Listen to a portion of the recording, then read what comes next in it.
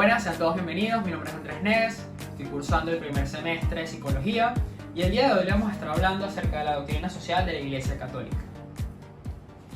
El hombre en busca de Dios. El hombre desde sus inicios siempre ha buscado a Dios, y esto es evidente a lo largo de toda la historia de la humanidad.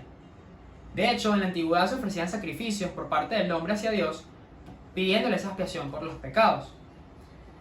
En el numeral 44 de la Iglesia Católica dice: el hombre es un ser religioso por vocación y por naturaleza.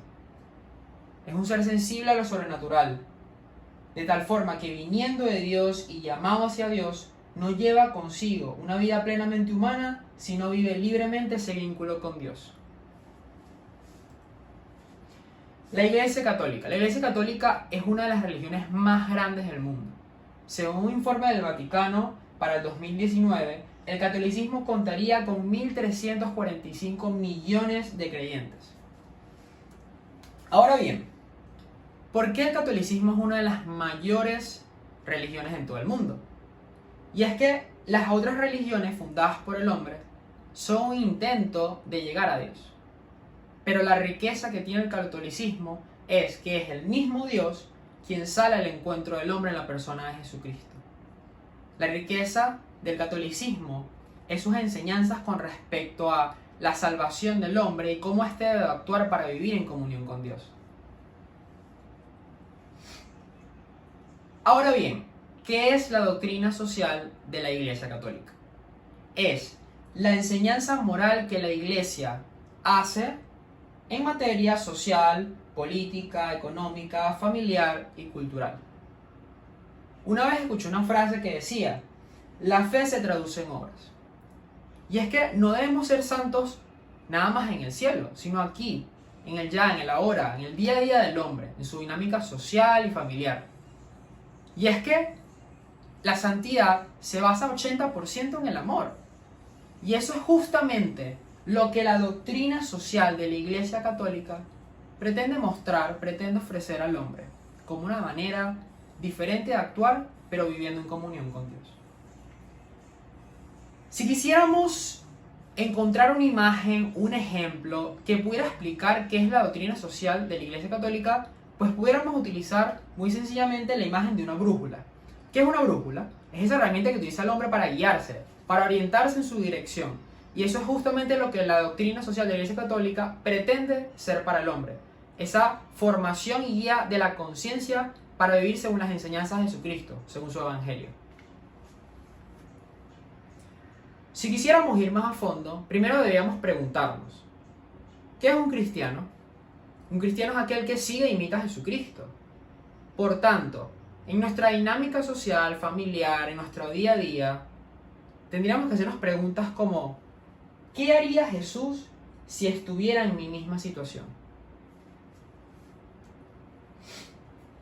Ahora bien, el origen de la doctrina social de la Iglesia Católica. ¿Cómo se originó? Se originó en el siglo XIX. Debido a la industrialización, se generó un capitalismo brutal que le hizo demasiado daño a la sociedad, porque estaban las industrias utilizando a la población rural y a los niños, explotándolos, haciendo que trabajaran por sueldos miserables, y estos a su vez se veían muy afectados. Por eso es que con la Rerum Novarum del Papa León XIII en 1891 se empieza este inicio por querer defender los derechos del hombre. Ahora bien, en Caritas in Veritate, número 5, Benedicto XVI afirma que la doctrina social de la Iglesia responde a la dinámica de caridad recibida y ofrecida y resume su función como el anuncio de la verdad del amor de Cristo en la sociedad.